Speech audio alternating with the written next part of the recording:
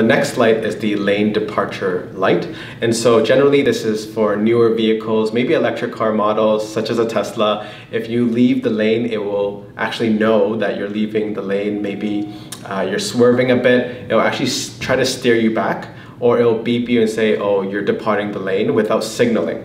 If you signal, it actually overrides this feature, but when you don't signal, that's when it'll try to steer you back, or it'll warn you, hey, you're leaving the lane, just to make sure that you're paying attention. The next light we have is the transmission fluid light. And so generally what this means is that your transmission is overheating. This light, I would say, is pretty serious. If you guys do see it, try to pull over, turn off your car, and wait for it to kind of cool down. What you want to do is you want to probably tow your car to a mechanic because you don't want to risk damaging your transmission. That is what makes your car move, and you don't want to have any unnecessary slips in the future. If you're running low on fluid, have it checked out by a mechanic and topped up by a mechanic.